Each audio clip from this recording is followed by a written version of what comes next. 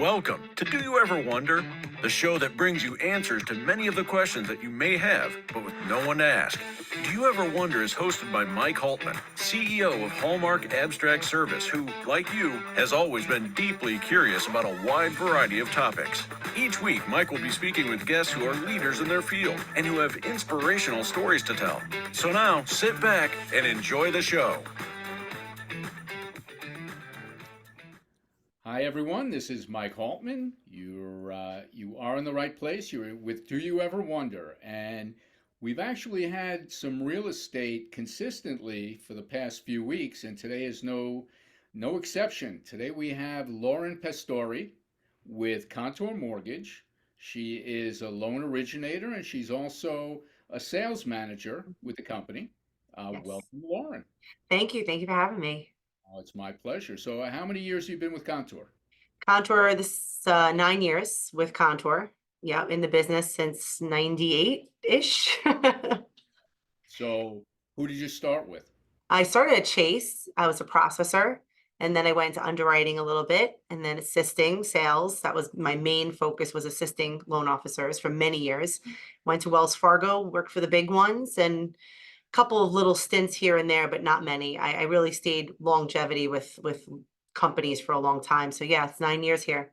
9 years is a long time, no Yeah, question about it. yeah. So, 1998, I remember in 98 or a little later, I opened a commercial mortgage company, but 1998, 2008, recently, you've been through a lot of markets. Yeah, a lot of markets. Being in the operational side, I didn't have the ups and downs like the salespeople had. I was just, working on files. I was in the back office. So I always had a job, right? And then going into sales assisting, that was probably 2002. I went to sales assisting. Great year, banner year. And then when the crash happened, I was very much affected by it in 2008. I can imagine. So, Yeah. did you lose your job? So I had had a child the December before that, and I kind of decided let's stay home for a bit. So I ended up staying home for about a year, and then I went back to when things started coming back around. I went back into sales assisting, but I didn't really go out on my own until about 13, 14 years ago as a loan officer on my own. I didn't have the, I guess, guts, so to speak. To say, I know sales, so my middle daughter is in sales, my Yeah. oldest daughter is not in sales, my son is not either, and you need to have a certain toughness to be able to deal with the ebbs and flows. Yeah, the ups and downs, definitely. It was very different being on the operation side than making the phone ring. You're so good at your job, you think, oh, that's all there is to it. And then it's like, no, you actually have to have people trust you and give you their beautiful clients for you to work with. All right. So Yeah, now as a sales manager, I mean, when times are lean, yeah, you not only have to manage your own psyche, your own, you have to stay positive, you have to stay up, you got to always have, an abundance mentality. yeah. How do you convey that to people who are struggling? So I walk the walk. So if I'm telling my loan officers on the team, and they're not really sub of me, but they do manage a portion of the sales opportunity under my belt. So I kind of lead by example. So I go by open houses on the weekends. I tell them what I'm doing, my activities, and I think that motivates them because when they see that I'm doing it and I've had some successes, I've had some failures, obviously, but some of the things I'm doing is maintaining the relationships. And the difference now being specific to mortgage, used to be able to have a nice handful of agents, right? Now you have to expand it to more agents because agents have less business per person.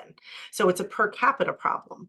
If every agent that you had in your little friendship pool that always referred you business, they're now doing less business. So what's the goal, right? You have to go back out now and get new agents, new friends, new referral partners. Right. So the workload has definitely grown. So you're working triple, quadruple to get the What can you same make? return. Right. So how do I keep them, thinking in the aspect of constantly expanding, meet new persons, stop calling the same agents that they don't have that business. So they used to always rely on, and it in title too, you rely on your attorney portfolio, realtor portfolio, lender, and they're like, wow, everybody's shrunk. So you have to motivate them to consistently make new relationships. And it's definitely challenging. So how do you, out of curiosity, your mortgage, you originate mortgage Mhm. loans, so do many other people. Not as much anymore. They're getting out of the business, a lot of them. Is that So correct? I mean, a lot of loan officers are leaving, yeah, because a lot of them were refinance guys. I mean, those guys have been out. Those who focus on purchase, and it's funny, and during the refi boom, I did just as many purchases as I did refis. So I consistently maintain my relationships. I think I've always had that purchase mindset. So how do I stand out? How do I get the agents to refer me? Honestly, it comes down to, I think nowadays it's more knowledge based, being that real professional. You're not just answering the phone and, yesing people to death. You're not just an order taker. Yeah. And You, yeah. my business, I guess not unlike yours, is how do you provide value? Mhm. I have competitors all over the place. Oh, yeah. And how do you differentiate? What I value? almost don't want to give you my secret sauce, but You don't have to, no, but no. It just I do bring up, like, I will outreach to my agents about their properties and certain programs that they might qualify for.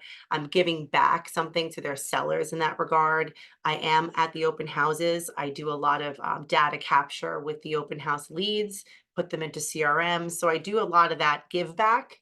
And I do try to refer back to my agents every time I can, obviously. So if I can remind them, and this is a big one, I have buyers who are buying in Florida, right? Or other states. My agents are here in Long Island. So I call them up and say, get a referral fee. My buyer's buying in Florida. Send them a realtor in Florida. They're like, oh my gosh, I didn't even know they were buying in Florida. So that's like a give back. So it's kind of a business that you have to really look at it from, how do you give back something to your agents that they don't have? 100%. You know Yeah. what? I do the same thing with attorneys. I have Hmm. to, and not that it's easy, I have to differentiate myself. What makes me different than ABC Title Company? And Right. it's a constant effort. This podcast is something I can use to try and give back, and Hmm. it's never ending. It Yeah, I really. do home buyer seminars also. That's another thing I try to, and then the team, we kind of push it out there for everybody. I do the education, but if anybody buyers sign up and it's their agent that signed up, I make sure my team gets their buyer, and they make sure they connect that agent with the buyer. So it is definitely a lot of things now where it wasn't always. Yeah, well, that was going to be a question. In bad times, how do you stay motivated? How do you bring value? But in good times, way back when I was a bond trader, and I used to teach trading, and you have to keep an even keel. So when times are bad, it's not the end of the world, but when times are good, it's also not nirvana, and you have to Yeah. try and balance it all out and really stay, you know, even. Yeah, when the going, what was it, good, 2020, right? Rates went to 2.5%, and we were just order takers. That came with its own set of challenges. Turn times were suffering in a big way. You had to keep extending rates and people were frustrated. Then you lost touch with your agents because you're so bogged down with refi applications, you forget your friends. So that's one thing I think I did pretty well, not forgetting them. I did stay very active in the purchase world, but it's difficult to balance that. I mean, when you have children on Zoom during COVID and you're trying to balance home life and work. I was working till 1 o'clock in the morning. That wasn't great.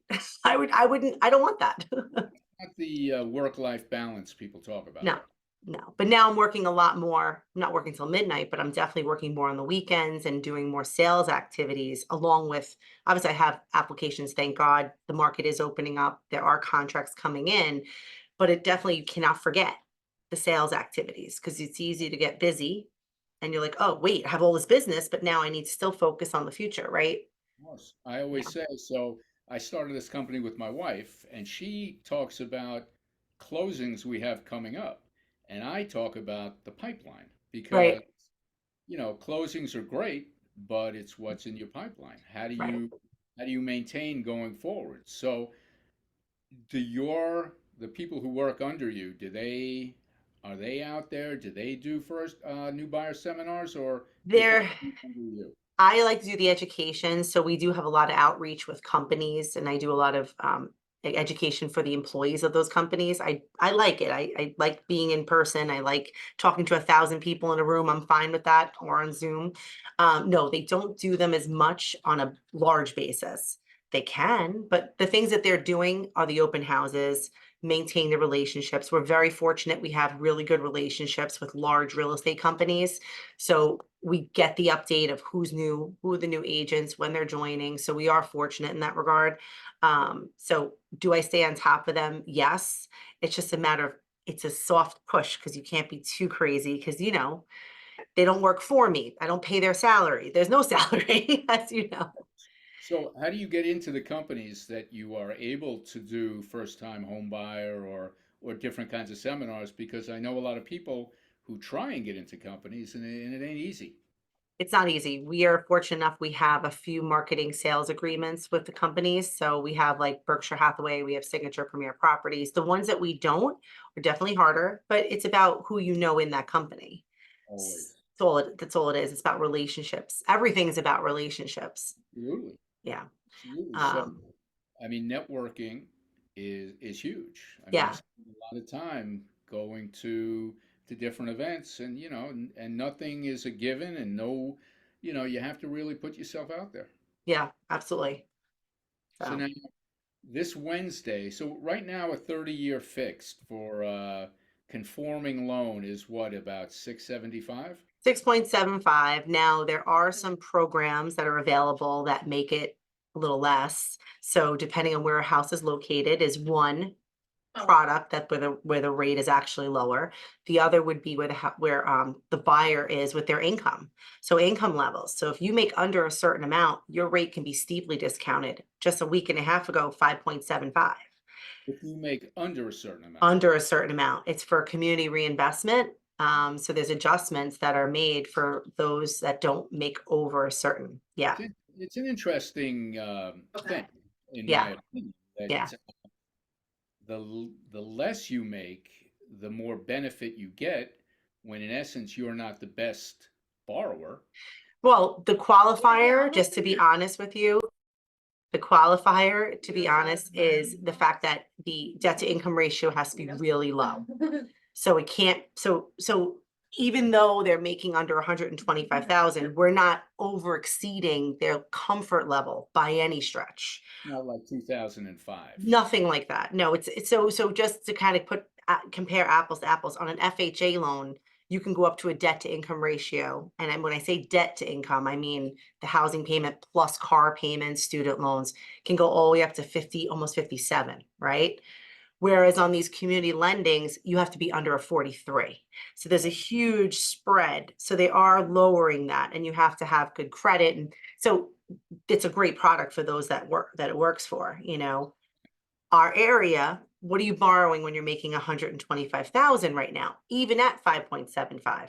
Oh, 550 purchase price with 20, so it's not really feasible in some areas. absolutely. Yeah, but No, it exists. Yeah. just read last week in Newsday, I think that the average new Long Island home is now about seven and change, Oh, okay. I think. I missed you there. What'd you say? The average Long Island home is about seven and change. So the average, yeah, Right. 7 and change. So you're not qualifying at 125, but there are other programs where the income could be 216. There's other programs where it does work. Yeah. It's not going to be as low as 5.75, but they are better than 6 3/4. You have 6 1/8 today. If you're a household income of 1 to 2 people around 183,000, you have a better rate. So there's so many caps, and that's why agents want me weekly to send them rate updates. However, when I send them the rate update, like you just said, 6.75, and along comes Fancy Bank with a buyer, it says, oh, my rate today's, 6 1/8 because the buyer fits that box. Now, Okay. who looks like the schmuck? All right. So you can on your rate sheet, I'm sure you have an asterisk that says, you There, know, yeah, we can write all that, but all they see, oh, Lawrence rates are high. So it's such a difficult position that I'm in to like send rates out to people where I'd like to write it all out, but they're not going to read it. It's way oh, too much of TMI. nobody reads anything, if Right. it goes over like 5 seconds. But Yeah.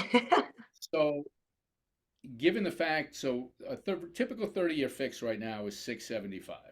although there are discounts that bring you down much lower. Right. Are you finding, because the Fed is meeting on Wednesday, they're probably not going to lower rates, they're probably not going to raise rates, Hmm. but there's a chance we're going to go back over a Right. 730 fix.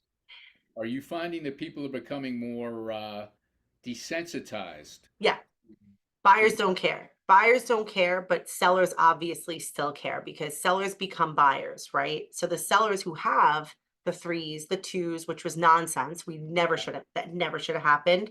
We they're can not agree. That has impacted us now more than anything else. I mean, you and I have been in the business a long time. Rates at 5.5%, 6%, were never a problem well, that when was you have yeah, normal rates when were you for, have healthy yeah, inventory, it's never a problem. So now, do I find people a little scared? Not buyers, but I don't know if the inventory is going to be flooding onto the market if the outlook is bleak, because the sellers were kind of starting to come out there. I've noticed, like, I see more agents doing CMAs, which is the comparable market analysis. I see them talking about it in the office meetings. I'm very fortunate to be there. I have my finger on the pulse in these real estate offices, and they're like, yeah, I'm going on so many, but what happened now with the conversation? What now that the rates might not come down? right. And I don't what know. rate would it take for that 3% mortgage holder? Would it be a five handle? Would it be a I four? think fives, and I think high fives at this point. People who have to sell are selling regardless. People who are divorcing and moving jobs, and obviously we're talking about the people who are like on the fence. They don't have to move, but they're like, maybe we will. If it doesn't make financial sense, we're not. I have a lot of those. And I think rates need to be in the fives, high fives, for it to be like normal inventory. But this is one thing, is a big but. I think people who are listing now, while the inventory is so tight, are going to constantly have these bidding wars, Well, that's the right? issue, is that normally rates go up, prices come down. Yeah, Now, it's not happening. rates go up, prices go up. It It, makes yeah, it's not very the whole picture. counterintuitive. Yeah. But Yeah. the more the houses are coming on the market now, it's still not getting better because the pent up demand. I have buyers who have a year looking for homes. I'm talking for me, myself, I probably have 49, 50 on my list that still can't find a home. So Incredible. that's just me. Imagine everybody else, right? So ultimately, I think the inventory crisis, if it starts to get better, it's not going to ever get to the point where there's too much inventory.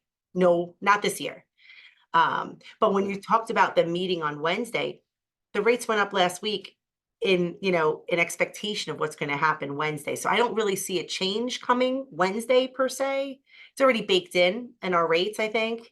I'm Whatever they think the expectation is. gonna write that down. Yeah, I'm gonna write that down. But write it down. I just did. But no, it's an interesting, everything that's going on right now is totally counterintuitive to everything that I've ever been Yeah, through. So, this is well, different. When people say, oh, we've been through this before, we've never been through this before in my career with the pent up. No, no way, because COVID caused this. And none of us have been through COVID. no. It's a definitely COVID hangover. I think hopefully, God willing, we'll never be through something like that again. Hopefully, people have gotten smart, but you never know. People don't seem to learn mistakes. But Yeah. so talk a little bit, because I know now pre-qualified used to be the buzzword. Everyone would get pre-qualified. It really meant nothing, but it got you in to put a bid in on a house because you were Right. qualified. But now I think pre-approved is really what people, sellers would be looking for, if not a cash offer, then a pre-approved offer. Right. So we're actually, pre-approvals is what I always do. I think pre-quals are nonsense. It's what people go online, pull their credit. They didn't ask all the hard questions. Occupancy, are you, if you're, where are you really going to live? Are you really going to live in this house? None of that stuff is on that questionnaire. It's really not digging deep enough. You really need a person to do a pre-approval. So that we always do regardless. What we've been finding, however, is it's not even enough for pre-approval. We're doing the mortgage commitment. It's a pre-commitment. So we're actually taking a buyer who is pre-approved. If they're really serious and they're having a hard time getting their offers accepted, we're not doing this for everybody because it's not necessary a lot of the time. But I have a buyer now, they've been outbid. They're at the top of their budget. So we said, look, let's go and take the step further. We'll do a pre-commitment. That's where we take a full application, submit it to underwriting. So the underwriter sees everything, does a full review. Now, remember, there's things that are done in underwriting that a pre-approval will never do. They run the fraud guard, all the backup checks. There's things that a loan officer is not doing at any bank. I don't care where you are, they're not doing it. There's a cost associated with this. So underwriting gives the commitment with a TBD, to be determined address. We try to hit their top of their budget, top of their tax range in the area they're looking in, but at least it's a stronger approval. Now, how long does a pre-commitment last? 120 days from the date of the last document, which is usually the credit report. And So I'm it's like a sure pre-approval too. there's got to be a lot of language in there of if this happens, if that happens. Every commitment has that, even after contract signing. Think about it. We're protecting our consumer, right? Even on a commitment, it's like, well, it's subject to this, this, and this. If you lose your job the day before closing, you're being declined, right? So it's going to say subject to verification of employment, subject to a contract signing, clean title, and appraisal, right? But how awesome is it that it's the closest, it's the shortest distance between contract and closing. You sign contract, I don't have to even have updated disclosures done. I order the appraisal that day. Title comes in, we're cleared to close in 2 weeks. It's like, Great. So can't beat it. have you seen someone with a pre-approval move to a pre-commitment and have that make all the difference in the All the world? difference. All the difference. When I say it to the listing agent, because they'll call me to vet the approval, I'm like, the loan's already underwritten. This is as good as cash. We're done. They're in the parameters. This is under their budget. I see what income the underwriter used. You have a lot of union people, FDNY, NYPD, where we're relying on their overtime. A lot of these loan officers are not understanding how to calculate overtime. I'm doing this forever, so I'm kind of a dinosaur in that. And I'm so careful. And I'm not always 100%. How do you calculate overtime? So it's averaged. However, you got to remember, if it's declining, it could be a challenge. If the buyer was out for maternity leave or paternity leave now, whatever the case is. So you got to be very clear and doing a written verification of employment, especially for NYPD, because think about it, last year, they all received retro checks. So what loan officers, and I warned my loan officers about this, they're erroneously looking at a W-2 that says 200,000. They don't realize 50,000 of that was a retro check. That's not overtime. So there's so many of these out on the street. I can guarantee you wrong pre-approvals. So how do you learn that? How do you learn How? how do you get privy to the mechanics of the NYPD? Because I collect the documentation and I have clients who tell me, hey, I received a retro check. I had a few deals last year where they were able to buy a house because they got a $36,000 fat check after taxes. So I knew it was in there. So when I'm receiving W-2s, and it's only as good as I've had the experience, so I tell my loan officers. So now they know to be careful, especially with NYPD. There's others, but this is a major one that took place last year. It was in the news too. Let me ask you something. If you're looking to get mortgages done. So if you're underwriting somebody and you know that there's a retro check in their W-2, Mhm. but that will get them over the finish line, what is you're either protecting your bank or No. they're trying to get a loan done. No, Can you because it's going to come out in the laundry. I would say it always comes out in the wash. They're going to do a verification of employment, right? It's going to come over with their base salary of 119,000, let's say is their base, or 120,000. Their overtime is going to be itemized out when they do the verification of employment through processing. The overtime will be mapped out. They can tell that last year their regular pay was up. So Right. all they're doing is taking that overtime, averaging the overtime, and giving them their salary. All that retro doesn't, it's out, it's gone. So you have the expertise, so you bring much to the table. Right. There's a lot of people that don't think, they're not thinking when they're looking at this stuff. They just take the numbers, put it in, oh, it works, without asking the questions. Why was your pay so big last year? Is that all overtime? Like, it could be other companies. Sometimes somebody goes, no, it was a one-time bonus. Ah, one-time bonus. You can't use that again. It's not continual. So it's asking the questions, getting the documentation. That's why when you go to underwriting, they figure all this stuff out. How many pre-approvals people do you see? Oh, financing fell through. Why? Because the loan officer didn't do their job. That's the only answer. I hate to say that, but it's true. So what I get from our discussion is that you have a great deal of passion for Yeah, a what little bit. Because it frustrates me. Because people will leave me. I had a buyer leave me for literally a quarter in rate to go to an adjustable rate. It was dumb. So dumb. Turns out he didn't even qualify. He had to put more money down. The deal took forever. So it's like, it's frustrating. And his rate actually was higher because of the risk they added a quarter back. So you. it's frustrating when you're trying to speak to consumers that are trying to compare you to bank, but there is no magic bank. I'd be there. Right. Of course. Listen, I had a guy today call us because we get calls out of the blue for people who actually understand that they can get their own title themselves. But, he was looking, I was explaining how you have to compare apples to apples. There's no Yeah. free lunch that, and I think that the people you work with are very lucky that they're working with someone who really understands the business. Yeah, I have It, agents that are like, if you don't use Lauren, you're crazy. But then there's agents who aren't as strong in referring, and they're like, well, call her, see what her rate is. And I'm like, it, literally my expertise, closing loans, not having hiccups during the process. We don't control everything, but a lot you could see up front. that's worse. Yeah, I mean, it's when you're shopping eighths and quarters, It it's kind of a fool's errand. Not Yeah, that not that saving money isn't important to it people, and is.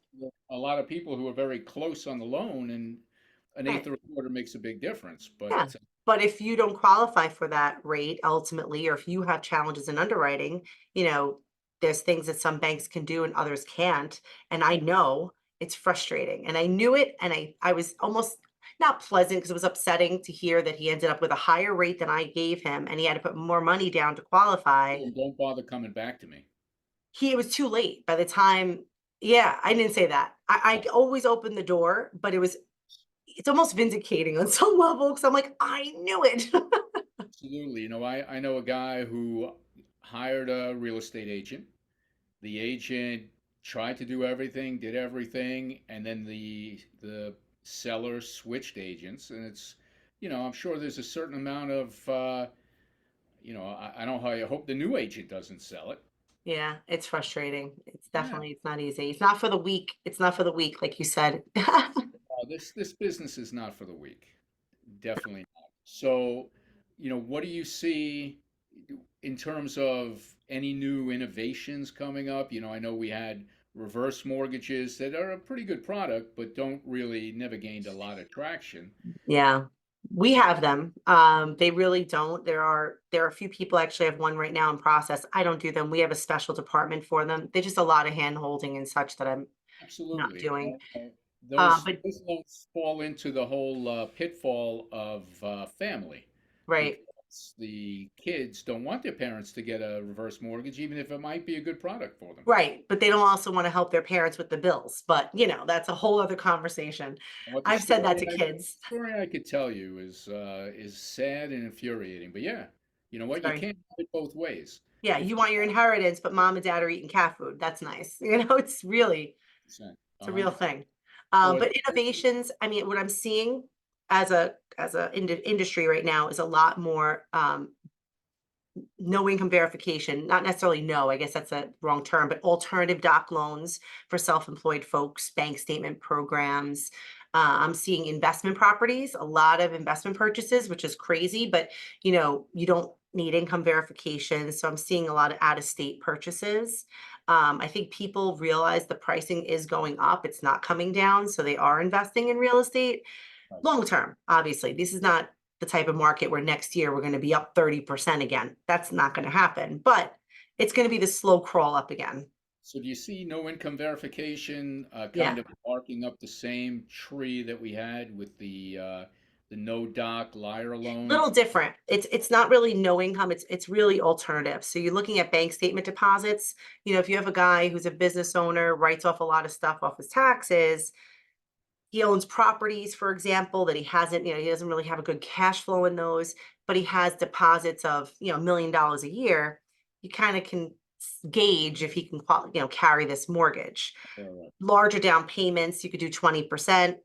Investment property purchases, you have rental income. So they're alternative. And I think why it's happening, people saw 8% last year for regular mortgages. Yep. Doing an investment with no income is in the sevens. So it's not that bad right now. It's not that bad. And No. rents are, I mean, Rents are through the roof. Yeah, so if you can get a multifamily in Nashville with no income verification, your taxes are 1,800 a year. Who's better than you? So yeah, I know that a lot of people are looking outside of New York, not I just wouldn't buy a rental property in New York with the squatter rules. If you look that up, it's there's a awful. lot of, I know the rules. There's You know the rules. good good cause eviction that they're trying to Yeah. push through. The 2019 law, it's No. yeah. I mean, I know the woman who runs the Small Property Investors Association, and Okay. most owners of multifamily are small mom and pops, not Right. not the Blackstones of the world, and Right. government just doesn't care. No, Just don't care. But that's a whole nother episode that's a big episode. about government. But Lauren, I got to tell you, this was great, and Yes. I would love to have you back at some point. Yeah. You are obviously a real expert at what you do, and Thanks. and I think that anyone who's looking for a mortgage should probably consult with Oh, you. that's nice. Thank you. Appreciate it. Thank you for having me on.